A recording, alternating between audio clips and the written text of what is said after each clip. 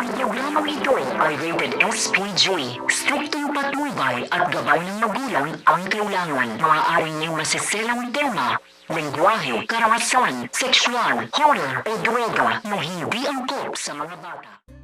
Sa pagpapatuloy ng kwento ng FPJs ang Probinsyano Bagong Yugto, March 14, 2022 episode. Kaano-ano mo si Don Ignacio? Yan ang tanong ni Mara nung nakita niya ang mansyon na tinuro ni Aurora sa kanya na diyan nakatira. Ang sagot ni Aurora, siya ang aking papa.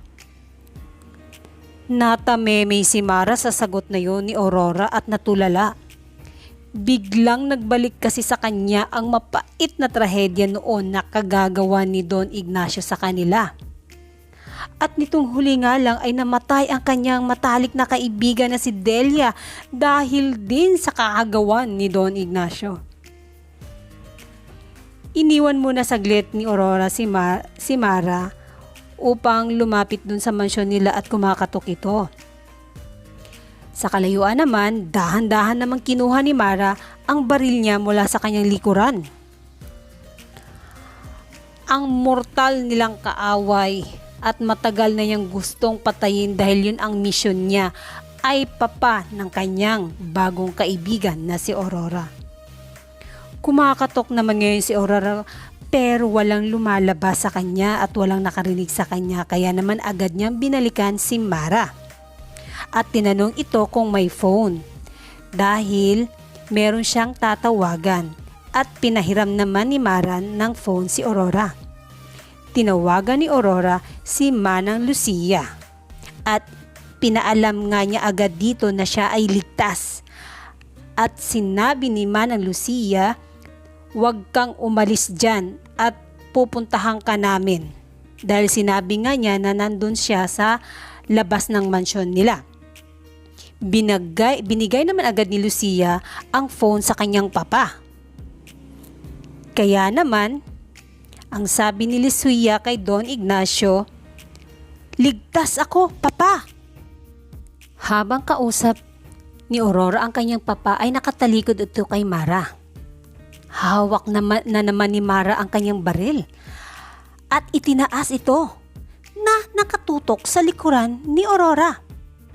Ang sabi ni Mara, "Pagkatapos kitang patayin, isusunod ko ang ama mo. Pagdating niya, ito na ang pagkakataon ko para tapusin ang misyon ko." Sa kabilang linya naman habang kausap ni Aurora ang kanyang papa, tuwang-tuwa ang Don Ignacio na buhay ang kanyang anak at halos nga ikamatay na nga niya ito. Sabi ni Don Ignacio sa kanyang anak, "Nasaan ka? Kumusta ka? Anong lagay mo, anak?" "Mabuti po ako, papa. Nandito po ako sa harap ng mansyon." "Nasaan po ba kayo?"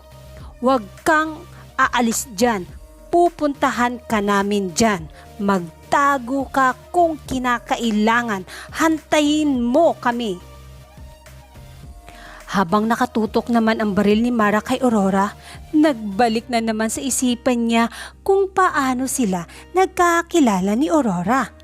At niligtas siya nito noon at dinala sa ospital upang ipagamot dahil malala ang lagay ni Mara noon. Ito yung una nilang pagkikita at sumunod sa simbahan kung saan nagkita sila sa sindihan ng kandila. Pangatlo naman sa simbahan ulit kung saan siya naman o si Aurora naman ang sinagip ni Mara sa mga taong humahabol nito noon. At doon nga sila dumiretso sa ilog na sinabi ni Aurora na doon muna sila magtago. At nagkakilanlan sila doon. Pero sinabi ni Mara, hindi sinabi ni Mara ang tunay niyang pagkatao bagkos ginamit niyang pangalan ay Jennifer. Pero si Aurora ay nakwento niya agad ang mapait na dinanas niya sa kanyang ama at pangingialam nito sa kanyang buhay. Pati nga ang kanyang relasyon sa kanyang mahal at yung pagkamatay ng anak niya ay ang ama niya ang may kagagawa noon. Nakagaanan na nga ng loob ni Aurora si Mara. at lagi silang nagtatagpo sa di inaasahang pagkakataon. Nakatutok pa rin ang baril ni Mara kay Aurora. Sabi pa nga ni Mara, pero nakilala na kita. Base sa napagkwentuhan natin, mabuti kang tao. At minsan ka na ring biktima ng sarili mong ama. Tama bang idamay pa kita? Tapos na makipag-usap si Aurora sa kanyang ama. At biglang binaba ni Mara ang kanyang baril dahil humarap na nga si Aurora sa kanya. At nilagay ni Mara sa kanyang likuran ang kanyang baril. Nagpasalamat ulit si Aurora kay Mara. Alea, pakilusin mo lahat ang ating mga tauhan. Opo. Salamat sa Diyos. Ligtas siya! Si Aurora!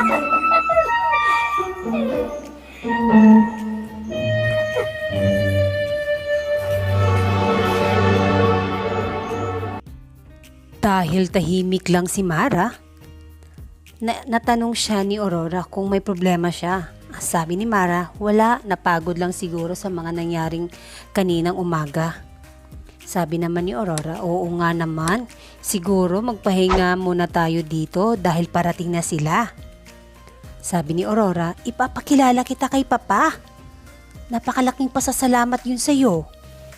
Samantala, papunta naman sila Don Ignacio sa mansyon kung saan naroon si Aurora.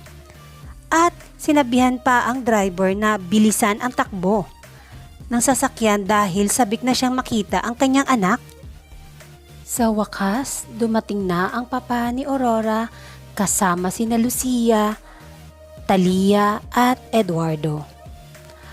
At agad itong pinuntahan ni Aurora. Agad naman siyang niyakap ni Don Ignacio. Si Mara naman ay hindi sumunod kay Aurora. Kasi ang sabi nga ni Aurora, halika na, ipapakilala kita kay Papa. Ang sabi ni Mara, sige, susunod ako. Nasa gilid lang si Mara, nakatanaw sa kanila ni Aurora. At hawak nito ang kanyang baril na nakatutok kina Don Ignacio at Aurora. Sabi ni Mara, ito na ang pagkakataon ko para matapos na ang misyon ko. Para mabigyan na ng katarungan ang lahat ng kawawalang hiyaan mo, Don Ignacio. Panay naman ang pasalamat ni Don Ignacio dahil ligtas ang kanyang anak. Habang kayakap ito. Samantala si Mara, habang hawak ang baril na nakatutok kina Don Ignacio, sabi ni Mara, katapusan mo na! Ngayong alam na nga ni Mara na anak ng kanilang mortal na kaaway, si Aurora ni Don Ignacio. Pero nagdalawang isip siya na patayin si Aurora dahil mabuting tao ito at napagkagaanan na niya ng loob. Ang tanong na lang dito, magpapakita ba si Mara kina Don Ignacio? Dahil kilala siya ni Don Ignacio dahil minsan na nilang dinukot ang matanda at naglaban na rin sila ni Talia. At yan ang pakaabangan natin at huwag kayong bumitiw sa gumagandang kwento ng FPJs, ang probinsyano bagong yugto. Thank you for watching. Bye!